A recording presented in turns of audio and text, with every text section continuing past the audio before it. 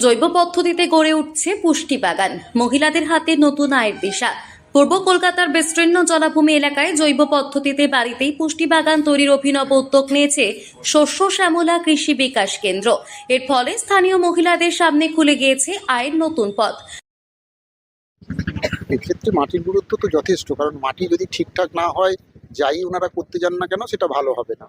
অতএব মাটির স্বাস্থ্য, আমরা যেরকম আমাদের স্বাস্থ্যের কথা বলি, আমাদের স্বাস্থ্য ভালো হলে আমরা কার কর্মক্ষমতা ভালো থাকে, ভালো কাজ করতে পারি। মাটির স্বাস্থ্য ভালো হলেই তবে ফসল ভালো হবে।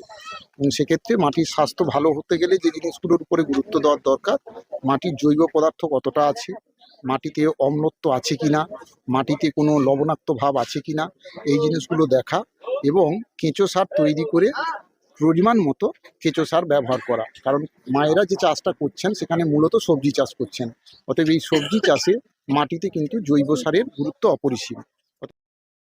বাড়ির লাগোয়া ফাঁকা জায়গায়, পুকুর পাড় বা যে কোনো ব্যবহারহীন স্থানে লাগানো হচ্ছে বিভিন্ন শাকসবজি।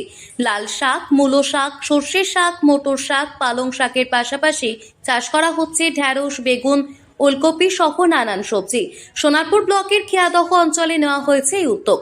এলাকার জল ও মাটির গুণমান পরীক্ষা করে কোনো জায়গায় কিভাবে চাষ করা হবে তা পরামর্শ দিচ্ছেন কৃষি বিজ্ঞানীরা।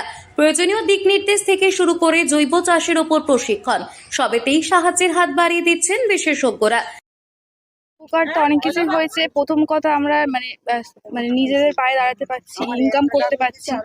তার জন্য বাবার কাছে বা স্বামীদের কাছে যারা বিবাহিত তাদেরকে আর হাত পাততে হচ্ছে না। সবার সাথে কমিউনিকেট করতে পারছি, সবার সাথে মিলে যে শুরু হয়েছে এটা, সেটা আমরা বাইরে বিক্রি করে মানে অনেক লাভ হচ্ছে, উপার্জন করতে পারছি, সবার সাথে মিশতে পারছি, সবার সাথে ভালো সম্পর্ক তৈরি হচ্ছে। অনেকেই চিনতাম না, তাদেরকেও চিনছি, তাদের সাথেও সম্পর্ক ভালো হচ্ছে। তার সাথে সাথে একসাথে কাজ করছি, একসাথে কাজ করে অনেক মানে সবাই মিলে খুব ভালো করে কাজ করছি। স্যাররা খুব ভালো করে শেখাচ্ছেন, সেগুলো শিখছি, সেগুলো শিখে আমরা নিজের পায়ে দাঁড়াচ্ছি, সেগুলো বিক্রি করছি। অনেক কিছুই মানে সমষ্টিগতভাবে এবং ব্যক্তিগত উদ্যোগে বহু মহিলা ইতিমধ্যেই এই পুষ্টি বাগান প্রকল্পে যুক্ত হয়েছেন। শুধু চাষ নয়, বাড়িতেই জৈব সার তৈরির পদ্ধতিও চালু করা হয়েছে। রান্নাঘরে নিত্য ব্যবহৃত বর্জ্য থেকে তৈরি হচ্ছে পরিবেশ বান্ধব জৈব সার। ফলে চাষের খরচ কমছে, বাড়ছে উৎপাদন। উৎপন্ন ফসল নিজেদের প্রয়োজন মিটিয়ে বাড়িতেই ব্যবহার করা যাচ্ছে। পাশাপাশি উদ্বৃত্ত শাকসবজি বিক্রি করেও আয় করছেন এলাকার মহিলারা। এই উদ্যোগ শুধু আর্থিক স্বনির্ভরতার পথই খুলে দেয়নি, বরং পরিবেশ রক্ষা এবং স্থিতিশীল কৃষির দিশাও দেখাচ্ছে পূর্ব কলকাতার জলাভূমি এলাকাকে।